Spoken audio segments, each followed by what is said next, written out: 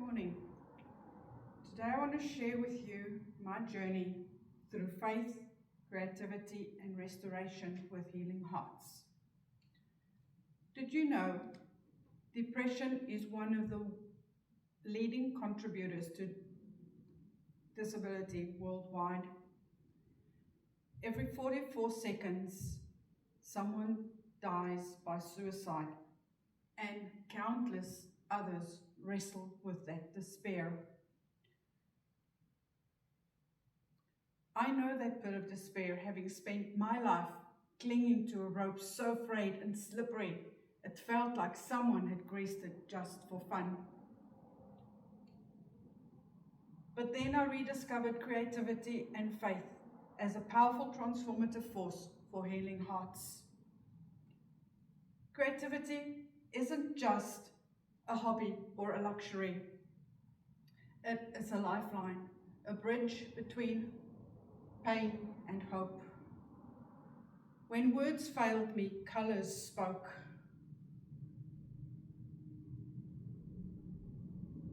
When darkness felt overwhelming, a melody or a brushstroke became my prayer and the first seeds for Healing Hearts.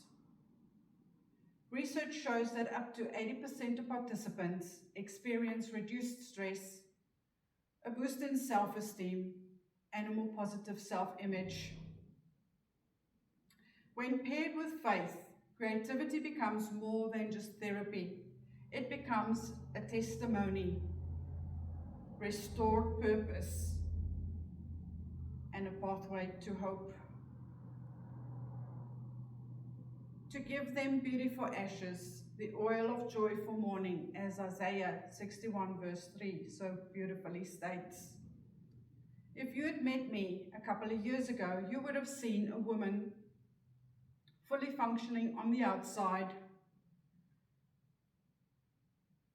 smiling, serving, doing all the right things, but quietly breaking on the inside. Because high-functioning depression is silent and sometimes invisible. I've walked through emotional neglect, displacement trauma, betrayal, rejection, abandonment, and being ignored countless times. Worst of which, my brother, 30 years of silence that were fueled by lies. For decades, my creativity was buried. So was my hope. Was buried under shame, fear, self-doubt, and a mountain of lies. But then God began to hand me keys, one at a time. And each one looked like creativity.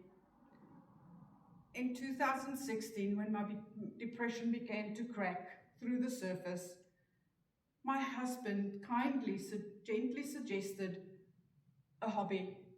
I joined the Greater Auckland Chorus and failed the audition not once, but 5 times. Because I believed that I can't sing and I'm just not good enough. But each attempt chipped away at the lies that I can't sing and that I'm not good enough. In 2017, I hit rock bottom and I desperately wanted to die.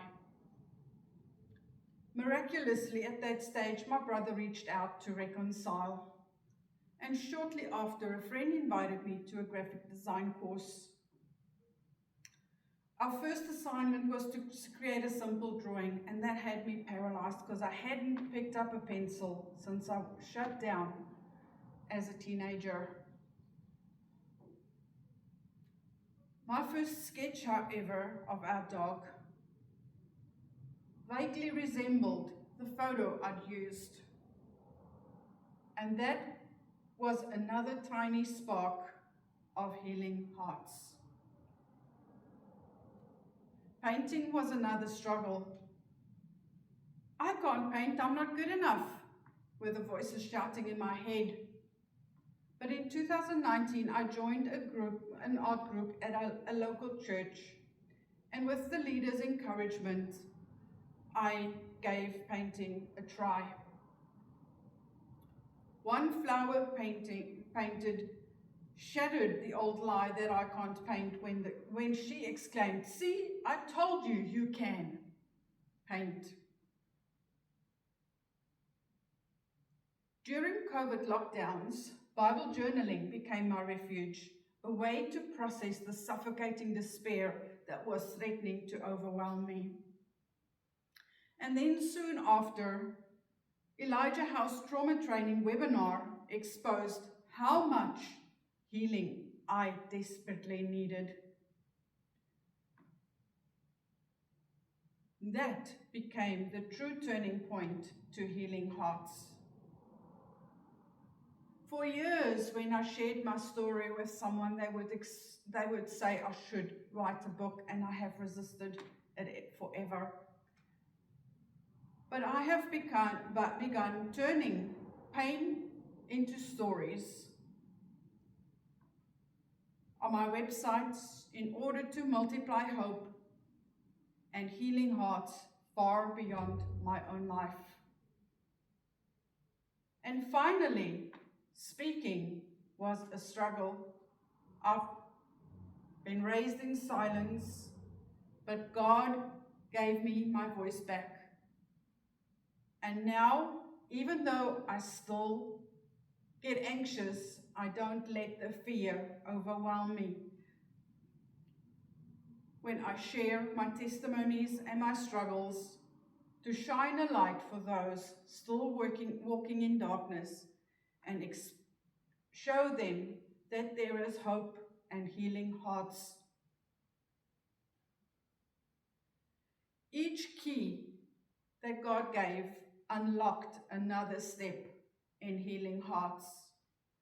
Survival mode had stolen my colors, but creating again rebuilt me from the inside out. Creativity became my language with God, my way of processing grief and rejection. It became faith in action, a source of joy and a pathway out of depression. That's when Healing Hearts became more than just my story. It became my calling. He also brought me out from the horrible pit and set my feet on a rock.